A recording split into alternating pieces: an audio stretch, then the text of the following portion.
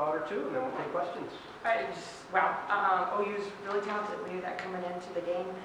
This is a team that I think Bob's going to get Coach of the Year. I think this team's going to win it all and do well in the NCAA tournament.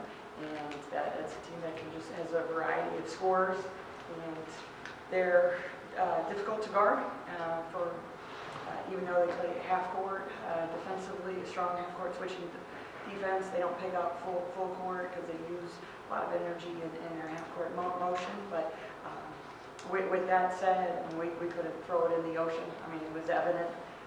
We started over 15 for the game. Only make 4 field goals in the second half. We're battling a short bench and battling tired legs. And unfortunately, when you run up against a team like that, it's opposing forces hit, and we took the brunt of it tonight. But I still believe in our team that we can make open shots. We get open shots. We just weren't able to make them tonight, in my opinion. And once you could make open shots instead of getting energy from making open shots, some energy was being sucked out of the gym, in my opinion, because we were unable to do so. So with that said, I mean, we got one more game before our bye week, and then they're going to get some additional time off. But we're limping into that bye week, not only physically, but I think by our kids that are injured, but some of the ones we got. A lot of our starters went to the ground tonight, got beat up as well. Because they're playing hard, but at the end of the day, we just didn't make enough shots to keep it close. But just credit to OU, I think they're really talented, and I look forward to watching their progress the rest of the season. The struggles offensively for you to start, your team to start, what they were doing, or where did you? I thought we had open shots. I mean, they didn't fall. I mean, everybody got good looks, and with that said, it was 10-5 at the 13-minute mark. So. We were fortunate to still be in the game, single-digit game, shooting so poorly.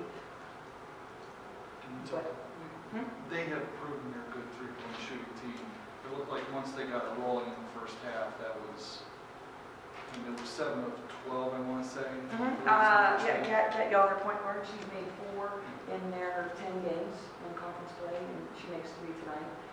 So we were playing her more for the drive. She got hot. So she's only taken 9 3-pointers in conference play, and she took 3 against us. It was 3 in the first half. So with that said,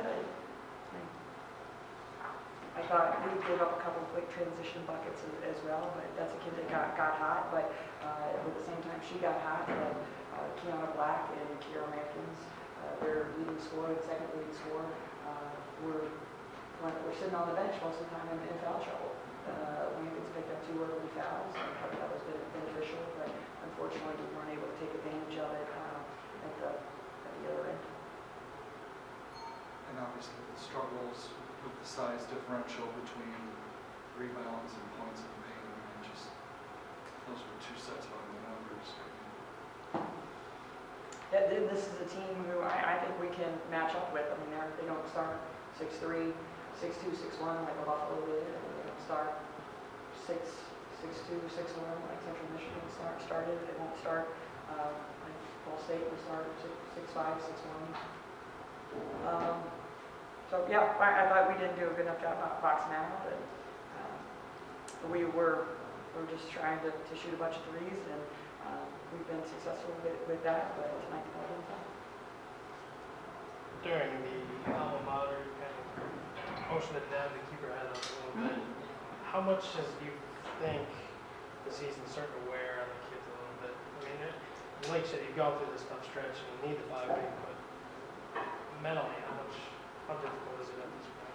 You know what, they've been really positive. I've been really excited. They bought into the game plan. We're working hard, but you can see when, in particular, Miriam and Deborah, when they drive hard to the hoop or they get fouled outside, people are playing them. They know, I mean, they're kind of those who are the drivers of the bus. And if you can take away the drivers and be extra physical with them, it stagnates us a little bit, in my opinion. But both of those 2 kids went to the ground early, literally falling and hitting the ground, and just were slow to get up. it's like they're getting knocked down and they're getting up, but when you get knocked down so much driving to the hoop, whether it's a foul or not a foul, it's getting tougher to get up just because they're sore. So I told both of them not only do they need the cold tub to their waist, they're going to need it up to their neck. With how they're feeling in particular, but I think everybody can tell me they're limping around. I got bloody lip, bloody nose tonight. I think if I could make mandatory knee pads, elbow pads, mouthpieces, I would, but I know our team's gonna fight me on that. But yeah, we're getting knocked down pretty good.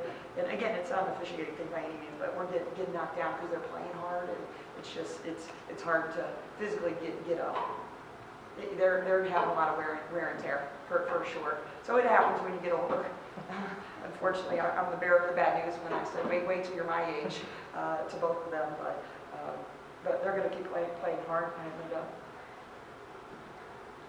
New territory for you, Coach. Obviously, with the struggles this year, what do you say to the kids? After they've gone through a stretch like this, and come up a little short on several games in a row. How do you keep them up? How do you keep them in the moment? How do you keep them up for the next game? Well, I mean, each game's a new challenge, and every team in this league is so different with how we want to game plan. I mean, sometimes like today with my guards, we started, we went a little bit, very little with true post inside because we wanted to shoot a lot of threes. But there'll be other games where we'll start different lineups. But to credit the team, I mean they want to finish the best they can, but it is what it is. Our injured kids aren't coming back, and our healthy kids are getting beat up a little bit. So, we've really limited practice. We tried much more film. We're still going against our men's practice squad to save pounding against each other in practice. That's been positive. But tonight I felt like we did run out of gas a little bit, unfortunately. But that's going to happen when you're playing the number one team in the conference, deservedly so. And like I said, I think this OU team just has very balanced scoring, a lot of capable scorers at different positions, and they make matchups really difficult. They've got two kids, in my opinion, that I think can be first team all-MAC in Black and Lampkins. So it's, like I said, when I started, it's kind of two opposing forces hitting tonight. We're tired and they're on a roll, and they've got a lot of depth. And, they have even more kids on the roster than what played tonight.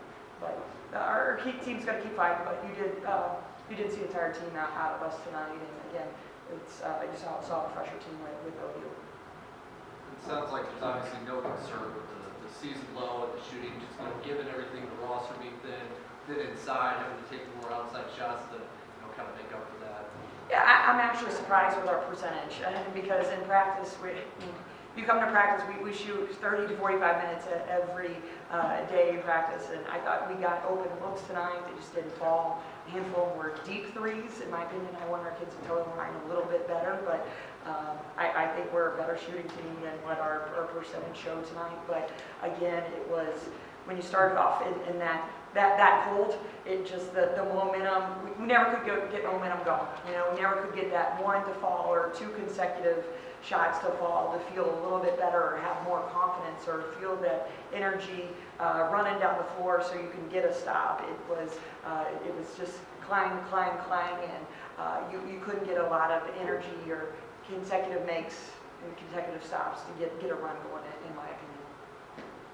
Touch on those, not being able to get the consecutive makes. A couple times you guys were able to, he was able to answer back. Kind of how did that maybe deflate the team and lead to?